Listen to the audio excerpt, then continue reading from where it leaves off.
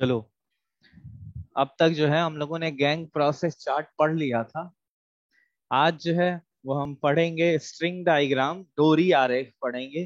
फिर left hand chart, right hand chart के बारे में पढ़ेंगे। ठीक है। दाहिना प्रक्रम चार्ट और बायां प्रक्रम chart. Two handed process chart भी पढ़ेंगे। ठीक है, दोनों हाथ वाला, कि दोनों हाथों का इस्तेमाल करके कोई काम कर रहा है आदमी, तो उसकी भी स्टडी करेंगे। अभी जो है, जो हम लोग स्टार्टिंग में types of flow process chart देखे थे। टाइप्स मतलब प्रक्रम चार्टों का दो प्रकार देखे थे। एक मैंने बताया था कि एक प्रवाह चार्ट होता है, फ्लो प्रोसेस चार्ट होता है। एक स्ट्रिंग प्रोसेस चार्ट होता है, डोरी आरेख होता है। तो फ्लो प्रोसेस चार्ट हम लोगों ने पहले बहुत सारा पढ़ रखा है, जिसमें man flow process chart, machine flow process chart, material flow process chart, सारे हम लोगों ने पढ़ रखे हैं। यहाँ पे हम लोग पढ़ेंगे string diagram, flow process chart नहीं पढ़ेंगे। ठीक है। टाइप ऑफ प्रोसेस चार्ट तो हम लोगों ने देखा था, फ्लो प्रोसेस चार्ट था।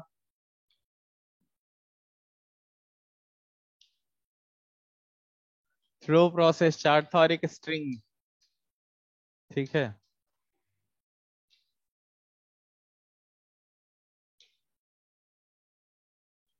अब देखो, फ्लो प्रोसेस चार्ट में क्या किए थे कि हम जो भी हमारा प्लांट का लेआउट है उस हिसाब से हम लोग क्या बना लेते थे, उसका कोई पैमाना ले लेते थे, तो उस प्लांट के लेआउट को, उसका डायग्राम बना लेते। फॉर एग्जांपल हम लोगों ने, मान लो ये मेरा प्लांट है, ठीक है, तो ये किसी स्केल पे ले लिया, और इसमें जो भी मशीन है, जो भी इक्विपमेंट्स हैं, उनकी relative position, for example drilling का ये है तो ड्रिलिंग का वर्क स्टेशन, जितने भी वर्क स्टेशन है, वेयर हाउस है, उसको प्लांट में दिखाएंगे। ठीक है।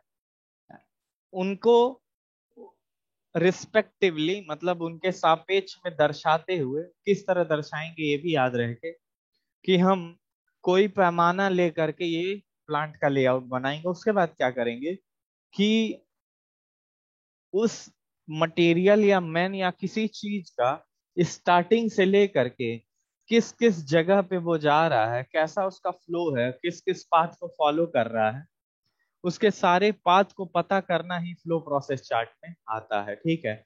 स्ट्रिंग प्रोसेस चार्ट कैसे बनाते हैं इसे देखें। इससे पहले मैं आपको फ्लो प्रोसेस चार्ट के बारे में बता चुका हूँ। अब देखो होता क्या है, इसमें भी क्या करते हैं कि हम लोग प्लांट के, एक मिनट,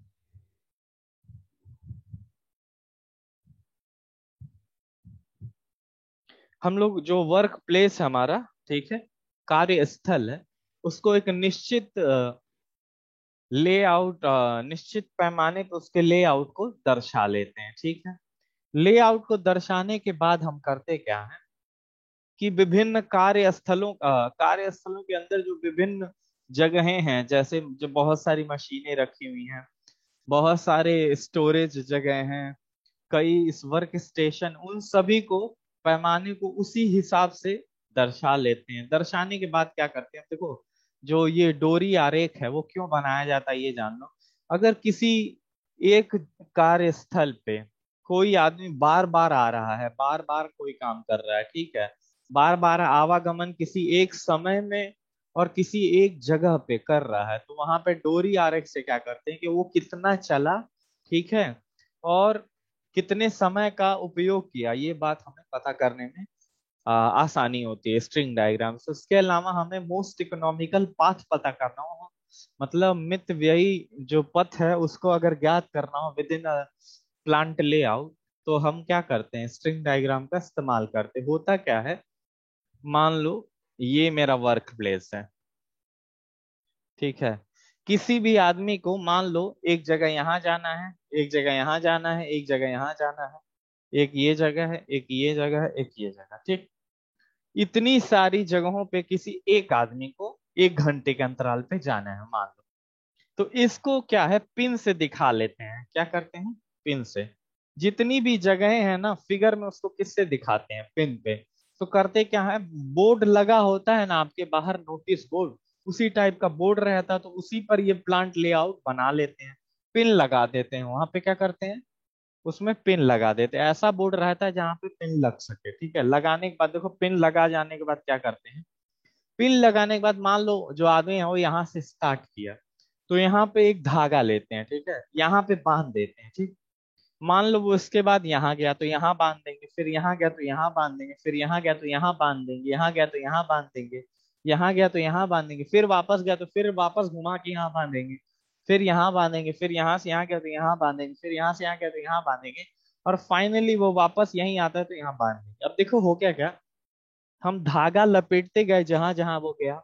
अगर हमको कुल पाथ निकालना है तो आराम से धागा खोल करके उसकी जितनी लंबाई होगी वो हमें क्या बता दे कि वो इंसान within a given time और within a given plant layout how much distance it covered. It means उसने कितना पथ और कितने दिए गए समय में और दिए गए कार्यस्थल पे उसने कितना पथ चला, उसकी लंबाई उस पूरे के पूरे डोरी के लंबाई के बराबर होगी। इस तरह हम लोग लंबाई का पता लगा लेंगे, ठीक है। अब लंबाई का पता लगाने के बाद होगा क्या कि हम को अगर जो अनयूजुअल ट्रेवल है, मतलब जो बिना कारण ही आदमी चल दिया, उसको रिमूव करने का हमारे पास पता चल जाएगा कि वो वाली जो पाथ है उसको हमें रिमूव करना है। उसके अलावा अगर हमको इकोनॉमिकल पाथ निकालना है, ठीक है, तो वो भी इससे हमको पता चल जाएगा। तो स्ट्रिंग डायग्राम का यही काम होता है। देखो, अगर टोटल इस स्ट्रिंग डायग्राम का जो है, मैं आपको वो बता देता हूँ कि क्या क्या इसका यूजेस है। इसका यूजेस है कि आप टोटल डिस्टेंस निकालना हो, पहला जो है टोटल डिस्टेंस निकाल सकते हैं किसी श्रमिक द्वारा, ठीक है, कितना चला जा रहा है प्लांट लेवल में, इतना पता चल गया। उसके बाद हम वो पाथ पता कर सकते हैं, वो उस पथ का निर्धारण कर सकते हैं जिसकी आवश्यकता हमें नहीं थी, फिर भी वो उस कार्य के दौरान चला गया हो, ठीक। और लास्ट ये है कि हमें अगर इकोनॉमिकल पाथ पता करना हो तो वो भी हम लोग क्या कर सकते हैं, इसके थ्रू पता करते हैं। तो ये तीन फायदे स्ट्रिंग डायग्राम के होते हैं, ठीक है। और देखो जो इसका यूज है मैं बता देता हूँ, गोदाम में इस्तेमाल होता है इसका, ठीक है, स्टोरेज हाउसेस में, वेयर हाउस कहा जाता है उसको, भंडारण गृह, वेयर हाउस, ठीक है। उसके अलावा इनका इस्तेमाल बहुत सारे ऑफिसेज में होता है, बैंकों में होता है, बहुत सी जगहों पे होता है। तो ये इसके इस्तेमाल है, ठीक है। अगला जो है वो बायां व दायां हाथ चार्ट है, देखेंगे।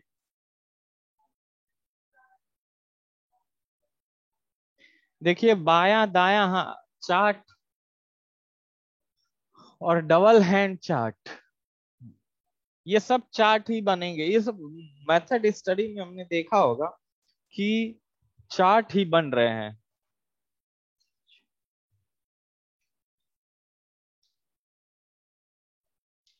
हमने प्रोसेस चार्ट शुरुआत में एक और टाइप का पढ़ा था, ठीक है। हमने देखा था कि राइट हैंड चार्ट होता है, राइट हैंड प्रोसेस चार्ट।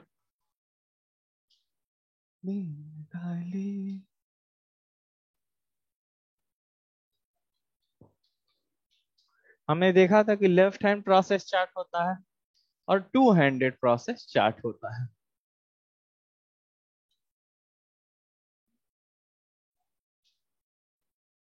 अब देखो, किसी कार्यस्थल पे, ठीक है, कोई व्यक्ति अपने दोनों हाथों से कितना काम कर रहा है, अपने दाएं हाथ से कितना काम कर रहा है और अपने बाएं हाथ से कितना काम कर रहा है, अर्थात वो अपने दोनों हाथ का कितना प्रयोग करता है किसी काम को करने में, वो अपने दाएं हाथ का प्रयोग कितना करता है और बाएं हाथ का कितना प्रयोग करता है। ये बात हमें इन तीन प्रोसेस चार्ट से पता चलती। अब आप कहेंगे कि क्यों जरूरी है सर, तो मैं बता देता हूँ। एक प्रिंसिपल होता है, ठीक है, जिसको बोलते हैं कि principal of human motion economy, जिसको क्या बोलते हैं, principal of human motion economy, ठीक है। उसमें क्या हो कहते हैं कि अगर आप दोनों हाथों से काम कर रहे हैं तो आप ज्यादा एफिशिएंट है, ठीक है, आपकी जो इफिशियंसी है, दक्षता है, वो दोनों हाथों से काम करने पे अच्छी होती है। इसका अर्थ ये क्या है कि अगर आप सिर्फ एक हाथ से काम करेंगे तो उसमें पेन होगा, ठीक है, उससे अच्छा काम नहीं हो पाएगा। आप एक से अधिक करेंगे या इससे कर रहे हैं कई लोग राइट हैंडेड होते हैं, कई लोग लेफ्ट हैंडेड होते हैं, तो वो अपने हैंड के हिसाब से उससे अधिक काम करेंगे, लेकिन होगा क्या, उन्हें उस काम में दर्द होगा। लेकिन दोनों से काम करेंगे तो इक्वली डिस्ट्रीब्यूट हो जाता है वो काम। तो इसे ही principle of human motion economy कहते हैं। इसी सिद्धांत का प्रयोग करते हुए हम लोग ये पता करते हैं कि किस हाथ में अधिक कार्य हो रहा है, किस हाथ के द्वारा अधिक कार्य हो रहा है। तो उसके बाद हम उसको बैलेंस करते हैं। बैलेंस मीन्स हम क्या करते हैं कि दोनों कामों को कहते हैं कि दोनों हाथों से अब आपको करना है। इस प्रकार से अपना प्रोसेस डिजाइन करते हैं कि हमें जो काम है वो दोनों हाथों से बराबर हो जाए। ठीक है, अब एक बात और सुन लीजिए।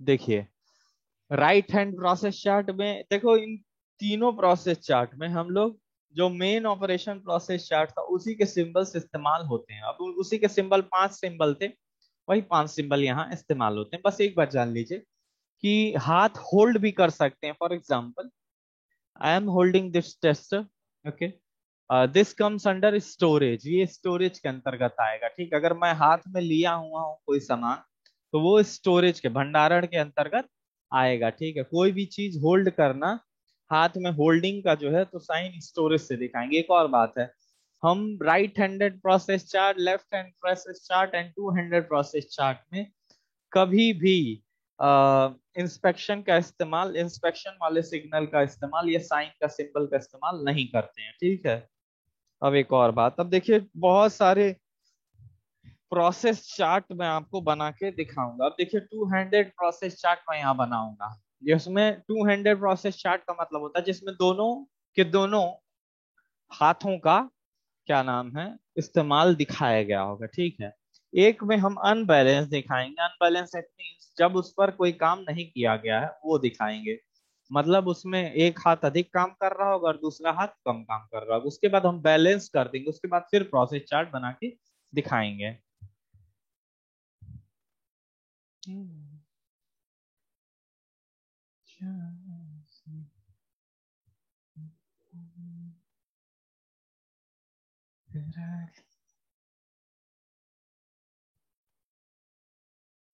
चलें,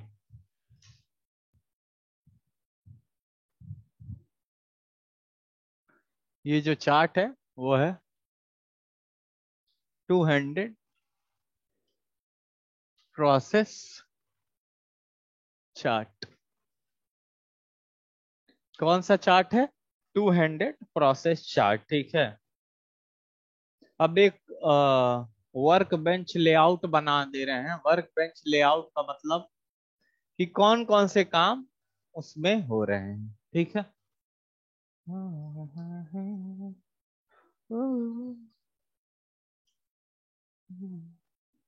चलिए,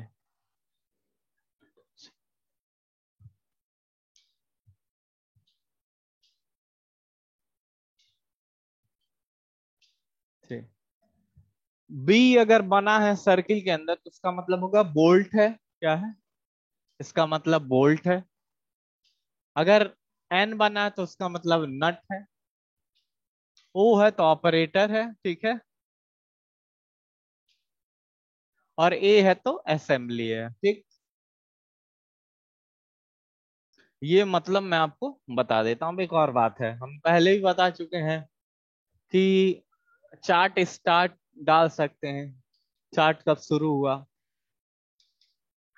चार्ट कब खत्म हुआ, इस बात का भी मेंशन कर सकते हैं। इस बात को भी, charted on which date, it can also be mentioned here. मतलब चार्ट किस दिन पर बना, ये बात भी आप यहाँ लिख सकते हैं। चार्टेड बाई, किसके द्वारा चार्ट बनाया गया उसका भी नाम लिखा जा सकता है। इतनी तो बात हो गई कि ठीक है, अब मैं दोनों चार्ट, देखो, टू हैंडेड प्रोसेस चार्ट है तो दोनों के दोनों क्या, दोनों हाथों का इस्तेमाल होगा। देखो, अब एक और बात है, यहाँ पे खींच देते हैं, ये है राइट हैंड, इधर लेफ्ट हैंड के कामों को दिखाया जाएगा। ठीक,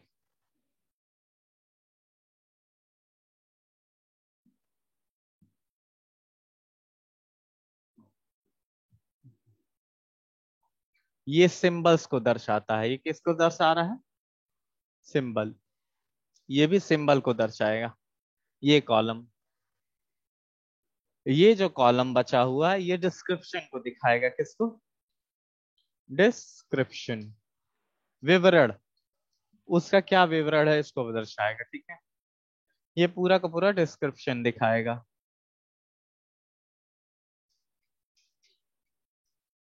ठीक।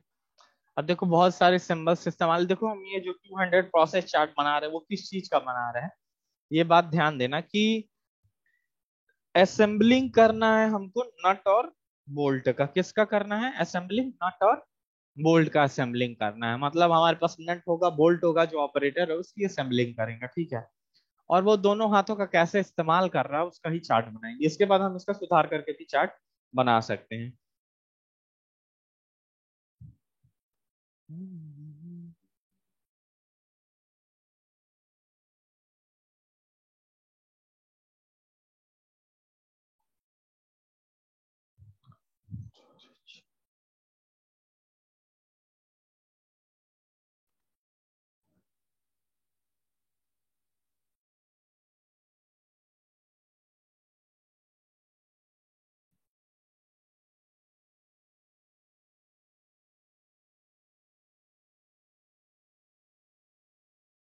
ये देखें, ये ट्रांसपोर्टेशन है, फिर ऑपरेशन है, फिर ट्रांसपोर्टेशन है, storage, storage, operation, delay, delay, last तक डिले है। ओके, ये किस हैंड का है?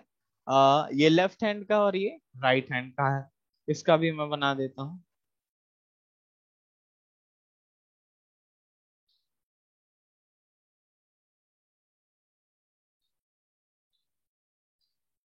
सर्किल क्या रिप्रेजेंट करता है? ऑपरेशन। ठीक है,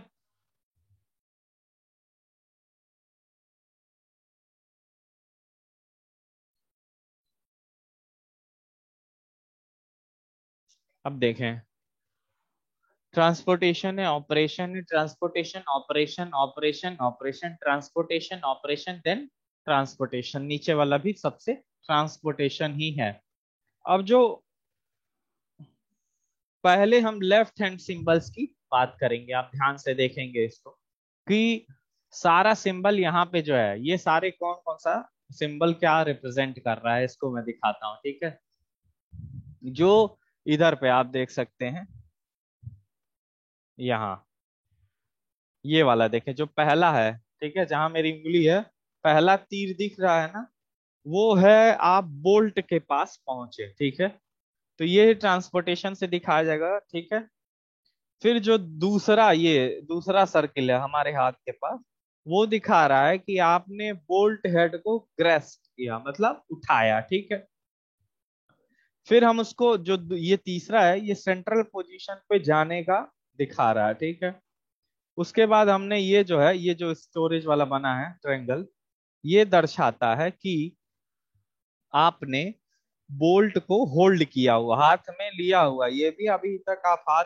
में लिए हुए हैं। उसके बाद ये जो दिखा रहा है कि ट्रांसफर कर रहे हैं असेंबली को राइट हैंड में। ये सारा का सारा डीले जो है इस इधर वाला, ये वाला, ये सारा का सारा जो डीले है वो इस बात को दर्शा रहा है कि आप जो असेंबली है वो राइट हैंड को ट्रांसफर कर रहे हैं। तो इतना राइट हैंड का काम हो गया। ठीक, लेफ्ट हैंड में फिर यहाँ पे आए ऊपर।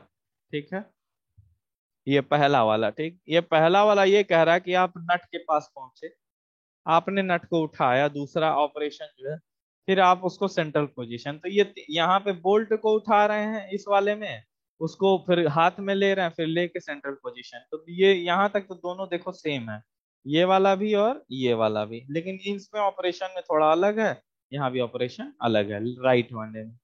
तो राइट में क्या करते हैं कि जब आप सेंट्रल पोजीशन पे यहाँ से देखिए, ये वाला जो पहला हमारा उंगली जहाँ पे, ये जो पहला ऑपरेशन है, आप नट को बोल्ट पे रखते हैं, फिर नट को स्क्रू करते हैं, फिर असेंबली को ग्रेस्प करते हैं। ठीक, ग्रेस्प मतलब आप असेंबली को बना दे होते, फिर जो ये है ना, इसको बॉक्स की ओर ले जाते हैं। आपको असेंबली करके बॉक्स में भी तो रखना है, तो ये मूवमेंट बॉक्स का दिखा रहा है। चौथा, ये जो ऑपरेशन है ये असेंबली को रिलीज करने का, रिलीज का मतलब दूसरे चीज में। ठीक है, जिसमें आपको रखना हुआ, और जो ये लास्ट में नीचे सबसे दिखा रहा है एरोहेड, ये इस बात को दर्शाता है कि आप अपने हाथ के साथ वापस कहाँ जा रहे हैं, सेंट्रल पोजीशन में। ओके, इतनी बातें तो हम लोग टू हैंडेड प्रोसेस चार्ट में देख लिया। अब एक और बात सुने, ये टू हैंडेड प्रोसेस चार्ट आप समझ गए, स्ट्रिंग डायग्राम समझ गए। इसी में कोई आदमी सिर्फ और सिर्फ लेफ्ट हैंड का भी बना सकता है, राइट हैंड का भी बना सकता है, ठीक है। अब देखो, लेफ्ट हैंड चार्ट वाले में ये सर्किल कितने हैं, ऑपरेशन कितनी की जा रहे हैं, दो, एक ये और एक इस साइड नीचे, ठीक है, दो हो गए। इतनी बात समझ में आई। इसमें देखोगे जब तुम, क्या नाम है, राइट हैंड चार्ट में तो कितने सर्किल दिखेंगे, राइट हैंड चार्ट में आपको सर्किल 5 दिखेंगे, मतलब 5 बार ऑपरेशन किया जा रहा है, उसकी फ्रिक्वेंसी 5 बार है। अब मोशन देखते हैं, ठीक है। तो राइट हैंड चार्ट में आप 4 बार ट्रेवलिंग भी कर रहे हैं, ट्रांसपोर्टेशन भी 4 बार इस्तेमाल हुआ है, लेकिन जो स्टोरेज या होल्डिंग जिसे कहते हैं, किसके टर्म्स में, अरे हैंड होल्डिंग के बाद हैंड चार्ट बना रहे हैं, तो यहाँ स्टोरेज का कोई मतलब है नहीं, यहाँ मतलब स्टोरेज का एज अ होल्डिंग है, ठीक है। तो 4 बार, एक भी बार होल्डिंग राइट हैंड में नहीं हुई है, ठीक है। डिले भी एक भी बार राइट हैंड में नहीं हुआ, लेकिन ऑपरेशन जो है लेफ्ट हैंड में सिर्फ 2 बार दिखेगा, 2 बार सर्किल लेफ्ट हैंड वाले सिंबल में दिखेगा। यहाँ पे आप देख सकते हैं, ठीक है, यहाँ पे इस तरफ देख सकते हैं मेरे हाथ की ओर, ठीक है। अगला जो है, आप अगर ट्रांसपोर्टेशन की बात करें तो वो कितनी बार दिखेगा, 2 बार। डिले देखें, डिले इन सेंस होल्डिंग देखें तो 2 बार देखिए, यहाँ 2 बार ट्रायंगल इस्तेमाल हुआ है दोनों हाथ के सामने, ठीक है। और 2 बार नीचे डिले भी है, नीचे यहाँ पे, ठीक है, यहाँ पे डिले भी है लेफ्ट हैंड की, और वहां पे लेफ्ट हैंड की ओर, ठीक है। तो ये पूरा का पूरा जो था आपका टू हैंडेड प्रोसेस चार्ट था। इसको बैलेंस भी कर सकते हैं। बैलेंस का मतलब क्या है कि आप को पता तो चल गया कि किस हाथ ने कितना अधिक काम किया या किस हाथ ने कितना कम काम किया, किसमें होल्डिंग अधिक हुई, किसमें होल्डिंग अधिक नहीं। होल्डिंग से क्या होता है, आपको थकान होती है, ठीक है, तो होल्डिंग कम करना ही पड़ता है, ठीक है।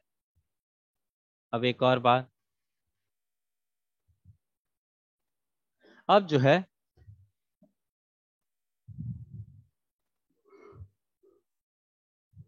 देखिए दोनों चार्ट जब बने तो हमको ये पता चल गया कि दोनों हाथों का जो मूवमेंट है, सॉरी मोशन है, वो इक्वल नहीं है। लेकिन हमें principal of human motion economy क्या कहती है कि आपको दोनों के दोनों हाथों से बराबर काम करने की कोशिश करनी चाहिए। अब इसके लिए हम लोग बैलेंस करना भी सीख जाएंगे अगर ये चार्ट बनाना सीख गए। अब एक और बात, लास्ट टॉपिक इस चैप्टर का है कि प्रोसेस एनालिसिस से क्या क्या इम्प्रूव होता है। देखिए, प्रोसेस एनालिसिस करने से आपको ये तो पता चल जाएगा ना कि आपकी कहाँ कौन सी दिक्कत हो रही है। बहुत सारे चार्ट्स मैंने बना बना के आपको समझाए थे कि आपको ये पता चल जाएगा कि कहाँ पे डिले अधिक हो रहा है, आपको ये पता चल जाएगा कहाँ होल्डिंग हो रही है, आपको ये पता चल जाएगा दोनों हाथ से काम कहाँ कौन कर रहा है, आपको ये पता चल जाएगा कि कैसा फ्लो है, फ्लो ऑब्स्ट्रक्टेड है या फिर स्मूथ फ्लो है, ये भी पता चल जाएगा। आपको total distance covered string diagram से पता चल जाएगा। तो बहुत सारे प्रोसेस चार्ट में बना बना के आपको समझाने की कोशिश किया कि आपकी क्या खामियां हैं किसी विधि में या किसी मेथड में या किसी प्रोसेस में, ठीक है। उन खामियों को दूर कैसे करेंगे, जब उनको पता चलेगा ना कि यहाँ खामी है, तो वो कौन बताएगा, प्रोसेस चार्ट। तो यही काम रहता है प्रोसेस चार्ट का कि बहुत सारी जो आपकी खामियां हैं उनको ढूंढता है, उनको ढूंढने के बाद उसमें इम्प्रूवमेंट करता है। अब देखो, इम्प्रूवमेंट करने,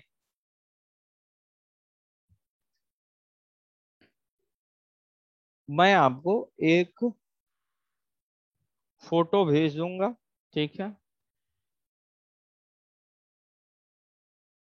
आप उसे पढ़ लीजिएगा कि जब इम्प्रूवमेंट पर ध्यान देते हैं तो कौन कौन सा चेक लिस्ट, मतलब एक तालिका होती है जिसको चेक तालिका कहते हैं, क्या कहते हैं, तालिका, चेक लिस्ट कहते हैं, कि आपने मेथड स्टडी की और आपके किस किस चीज में सुधार हुआ, उसके लिए एक तालिका होती है, चेकलिस्ट होती है, जिसको आपको जानना जरूरी है।